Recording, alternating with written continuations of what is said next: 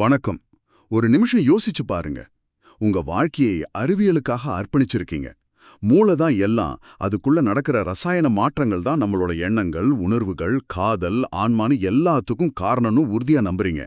நீங்க ஒரு ஹார்வர்ட் நரம்பியல் அறுவை சிகிச்சை நிபுணர். அப்போ திடீர்னு உங்க மூளையே செயலிழந்து போகுது. ஆனா அந்த நேரத்துல உங்க வாழ்க்கையிலேயே மிக உண்மையான, மிக தெளிவான ஒரு அனுபவத்தை நீங்க உணர்றீங்க. அப்போ என்ன செய்வீங்க? உங்க நம்பிக்கையோட அஸ்திவாரமே ஆடி போயிடும் இல்லையா? நீங்க நம்புன எல்லாமே தப்புன்னு புரியும்போது, ஒண்ணு அது பைத்தியக்காரத்தனம்னு ஒதுக்கணும், இல்லனா உலகத்தை பாக்குற உங்க கண்ணோட்டத்தையே மாத்திக்கணும். சரியா சொன்னீங்க. இதுதான் டாக்டர் ஈபன் அலெக்சாண்டர் எழுதிய சொர்க்கத்திற்கு ஆதாரம் புத்தகத்தோட மையப்புள்ளி. இன்னைக்கு நாம இந்த ஆச்சரியமான கதைக்குள்ள தான் ஒரு ஆழமான அலசல் பண்ண போறோம். ஆமா, வெறும் கதைய மட்டும் பார்க்காம, அதுக்கு பின்னால இருக்கிற மருத்துவ உண்மைகள், அது எழுப்புற தத்துவ கேள்விகள்னு எல்லாத்தையும் ஆராயலாம். வாங்க ஆரம்பிக்கலாம். முதல்ல இந்த டாக்டர் ஈபன் அலெக்சாண்டர் யாருன்னு சரியா புரிஞ்சுக்கணும். அவர் சும்மா ஒரு டாக்டர் இல்ல. நிச்சயமா, அவரோட அப்பா ஒரு பிரபலமான நரம்பியல் அறுவை சிகிச்சை நிபுணர். இவரும் ஹார்வர்ட்ல படிச்சு அதே துறையில ஒரு பெரிய ஆளா இருந்தவர். அதாவது மூளைய அக்குவேர் ஆணிவேரா தெரிஞ்சவர். அது மட்டும் இல்ல, அவர் ஒரு தீவிரமான ஸ்கை டைவர். ஆமா, அது ஒரு முக்கியமான விஷயம். ஒரு தடவை ஸ்கை டைவிங் செய்யும்போது பாராஷூட் சரியா வேலை செய்யாம ஒரு பெரிய விபத்துல இருந்து மயிரிழையில தப்பிச்சிருக்கார். ஓஹோ. அதுக்கப்புறம் அவர் என்ன நினைச்சார் தெரியுமா? அந்த இக்கட்டான சமயத்துல யோசிக்க கூட நேரம் இல்லாதப்போ தன்னோட மூளை தான் அதிவேகமா செயல்பட்டு தன்னை காப்பாத்துச்சுன்னு பெருமையா நம்பினார். மூளை ஒரு சூப்பர் கம்ப்யூட்டர், அதுதான் தெய்வம்னு நினைக்கிற ரகம் அவரு. அப்படிப்பட்ட ஒரு ஆளுக்கு 2008ல ஒரு நாள் ராத்திரி திடீர்னு முதுகல் ஆரம்பிச்ச ஒரு வலி சில மணி நேரத்துல தலையை பிளக்கிற அளவுக்கு கொடூரமான தலைவலியா மாறுது. மருத்துவமனைக்கு கொண்டு போனா அவருக்கு வந்தது ஈகோலை பாக்டீரியல் மெனிஞ்சைட்டிஸ்னு கண்டுபிடிக்கிறாங்க. இது குழந்தைங்களுக்கு வந்தா கூட பிழைக்கிறது கஷ்டம். ஒரு பெரியவருக்கு வர்றது லட்சத்துல ஒருத்தருக்கு நடக்கிற ஒரு விஷயம். ஆனா இது ஒரு மோசமான அதிசயம். ஆமா. இங்கதான் விஷயத்தோட மருத்துவ ஆழமே இருக்கு. இந்த பாக்டீரியா தொட்டு அவரோட நியோகார்டெக்ஸ முழுசா அரிச்சு சாப்பிட்டுடுச்சு. நியோகார்டெக்ஸ்னா? நியோகார்டெக்ஸ்னா என்னன்னு நீங்க புரிஞ்சுக்கணும். நம்மளோட சிந்தனை, மொழி, தர்க்க அறிவு, ஞாபகங்கள், நம்மளோட பர்சனாலிட்டி, அதாவது நம்மள நாமளா மாத்துற மூளையோட வெளிப்பகுதி தான் அது. ஒரு நிமிஷம். நியோகார்டெக்ஸ் எழுந்துருச்சுன்னா அப்போ அவர் அவரா மாத்திர எல்லாமே அணைக்கப்பட்டிருந்ததா? அவரோட சிந்தனை, ஞாபகங்கள், ஆளுமை எல்லாமே போச்சா? 100%. மருத்துவ ரீதியா பார்த்தா அந்த படுக்கையில இருந்தது ஈபின் அலெக்சாண்டர்ங்கிற மனிதரே இல்ல. வெறும் மூச்சு விட்டுக்கிட்டு இருந்த ஒரு உடம்பு மட்டும்தான். அப்படியா? அவரோட மூளை ஸ்கேன்ல முழுசும் ஷீழ் நிரம்பி இருந்தது. குளுக்கோஸ் அளவு 0க்கு போயிடுச்சு. அப்படி ஒரு நிலையில இருக்கிற மூளையால ஒரு கனவு கூட காண முடியாது. இதுதான் அறிவியல் சொல்லுற தீர்ப்பு. ஆனா அவரோட பயணம் இங்கதான் ஆரம்பிக்குது. ஆமா, 7 நாள் கோமா. மருத்துவ உலகமே கைவிரிச்சிருச்சு. ஆனா அந்த 7 நாள்ல டாக்டர் அலெக்சாண்டர் ஒரு நம்பவே முடியாத பயணத்தை மேற்கொண்டதா சொல்றார். அதுல முதல் இடம் கேட்கவே ஒரு மாதிரியா இருக்கு. மண் புழுவின் பார்வை களம். ஆமா, அது சொர்க்கம் மாதிரி இல்ல, நரகம் மாதிரி ஒரு இடம். இருட்டான, சேறு மாதிரி பிசுபிசுப்பான, மூச்சு முற்ற ஒரு உலகம். அங்க என்ன பார்த்தாருன்னு சொல்றார்? மாதிரி தொடர்ந்து அடிச்சுக்கிட்டே இருக்கு. கோரமான மிருக முகங்கள் அப்பப்போ தோன்றி மறையுது. அந்த இடத்துல அவருக்கு அவரை பத்தியோ நேரத்தை பத்தியோ எந்த உணர்வும் இல்லைன்னு சொல்றாரு. அதாவது நான்கிற உணர்வே இல்ல. கரெக்ட். ஒரு விலங்கு கூட இல்ல, அதுக்கும் கீழான ஒரு உணர்வு புள்ளி மாதிரி தான் இருந்ததா சொல்றாரு. ரொம்ப பயங்கரமான அனுபவமா இருந்திருக்கும் இல்லையா? நிச்சயமா. நான் இங்கதான் எப்பவுமே இருந்தேன், இனிமேலும் இங்கதான் இருப்பேன் ஒரு விரக்தியான உணர்வு அவருக்கு வந்திருக்கு. ஆனா அந்த விரக்திக்குள்ள இருந்து மெதுவா ஒரு எதிர்ப்பு கிளம்புது. இந்த இடம் எனக்கு பிடிக்கலங்கிற சின்ன உணர்வு தான் அடுத்த கட்டத்துக்கான தொடக்கமா அமையுது. அப்பதான் அந்த மாற்றம் நடக்குது. திடீர்னு ஒரு சுழலும் மெல்லிசை கேக்குது. ஆமா, ஒரு பொன்னில ஒளி அந்த இருட்ட பிளந்துகிட்டு வருது.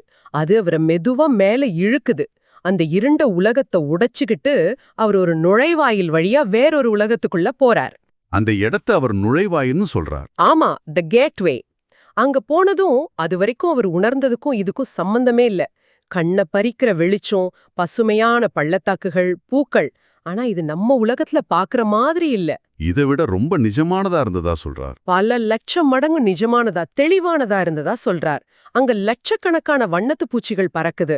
அந்த வண்ணத்து பூச்சி கூட்டத்துல ஒரு பெரிய வண்ணத்து பூச்சியோட இறகுல ஒரு அழகான பெண் உட்கார்ந்திருக்கா. அவரோட சேர்ந்து அந்த பெண்ணும் பயணிக்கிறாங்க இல்லையா? ஆமா, அந்த உலகத்துல கேக்குற இசை, அங்க விளையாடுற குழந்தைங்க, அவங்களோட சிரிப்பு எல்லாமே பேரானந்தத்தை உருவாக்குற மாதிரி இருந்ததா விவரிக்கிறார். அந்த பெண் அவரோட ஒரு வார்த்தை கூட பேசல. பேசல. ஆனா 3 செய்திகளை நேரடியா அவரோட மனசுக்குள்ள அனுப்புறாங்க. எண்ணங்களாவே உள்ள போகுது. அந்த 3 செய்திகள் தான் இந்த கதையோட இதயம்னு சொல்லலாம். முதல் செய்தி, நீ என்றென்றும் ஆழமாக நேசிக்கப்படுகிறாய்.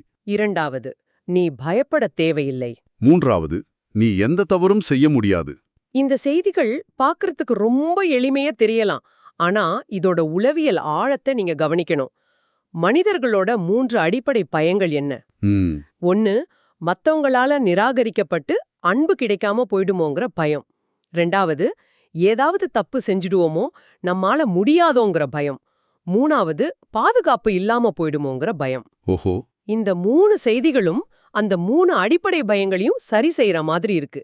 ஒரு நரம்பியல் அறுவை சிகிச்சை நிபுணரோட பிரபஞ்ச அனுபவம் கடைசியில மனிதனோட ஆழமான உளவியல் தேவைகளை பூர்த்தி செய்யறதா அமைஞ்சதுதான் இங்க இருக்கிற ஆச்சரியமான முரண். அந்த பெண்ணோட பயணம் அத்தோட முடியல. அவங்க இவரை இன்னும் உயரமான ஒரு இடத்துக்கு கூட்டிட்டு போறாங்க. ஆமா, அத மையப்பகுதி, அதாவது த கோர்னு சொல்றாரு. அது முழு இருட்டா இருக்கு. ஆனா பயமுறுத்துற இருட்டு இல்ல. இதமான, அமைதியான, எல்லையில்லாத அன்பு நிறைஞ்ச ஒரு இருட்டு. அங்கதான் கடவுள்னு சொல்லப்படுற ஒரு சக்தியோட இருந்ததா உணர்றார். அத அவர் ஓம்னு குறிப்பிடுறார். அங்க போனதும் பிரபஞ்சத்தோட எல்லா ரகசியங்களும் அவருக்கு புரியுது. பல பிரபஞ்சங்கள் இருக்கிறதும், நேரம் நேர்கோட்டுல பயணிக்கிறது இல்லைங்கிறதும், தீமை ஏன் இருக்குங்கிறதும் கூட அவருக்கு புரியுது. அன்புங்கிறது வெறும் உணர்ச்சி இல்ல, அதுதான் பிரபஞ்சத்தையே இணைக்கிற அடிப்படை சக்தி. கரெக்ட். கேள்விகள் கேட்கறதுக்கு முன்னாடியே பதில்கள் ஒரு பெரிய அலை மாதிரி அவரை வந்து தாக்குது. ஒரு பக்கம் டாக்டர் அலெக்சாண்டர் பிரபஞ்ச ரகசியங்கள் எல்லாம் தெரிஞ்சுக்கிட்டு இருக்காரு. ஆனா அதே நேரத்துல மருத்துவமனையில அவரோட குடும்பம் நரக வேதனையில இருக்கு.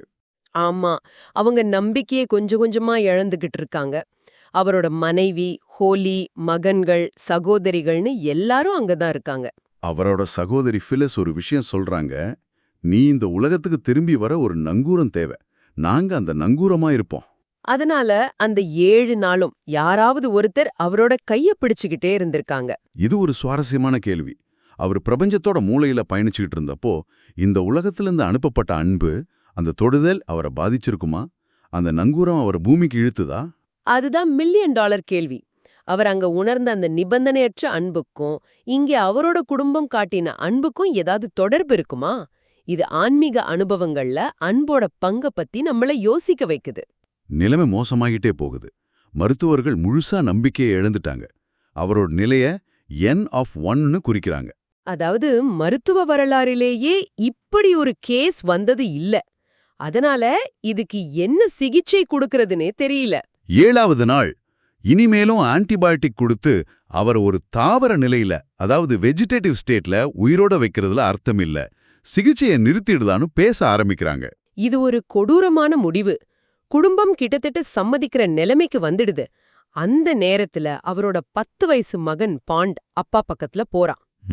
கோமால இருக்கிற அப்பாவோட கண்ணிமேகளை தன் கையால திறந்து கண்ணுக்குள்ள பார்த்து, அப்பா நீங்க குணமாயிடுவீங்க, எனக்கு தெரியும், நான் அழுதுகிட்டே கெஞ்சுறான். ஒரு குழந்தையோட அந்த நம்பிக்கை, அந்த அன்போட வெளிப்பாடு, அதுதான் திருப்புமுனையா அமைஞ்சிருக்கு. ஆமா, மருத்துவர்கள் சிகிச்சையை நிறுத்த போறோன்னு முடிவு செஞ்ச அதே சமயத்துல 7 நாள் கழிச்சு டாக்டர் அலெக்சாண்டர் கண் திறக்கிறார். வெறும் கண் திறக்கல, அவர் சுத்தி இருந்தவங்கள பாக்குறார். சுவாச புழைய எடுத்ததும் அவரோட முதல் வார்த்தைகள் 2 தான். நன்றி, அப்புறம் எல்லாம் நல்லா இருக்கு. ஆனா எழுந்திருச்ச உடனே எல்லாம் சரியாயிடல. அவருக்கு ஐசியூ சைக்கோசிஸ்னு ஒரு தற்காலிக மனக்குழப்பம் வருது.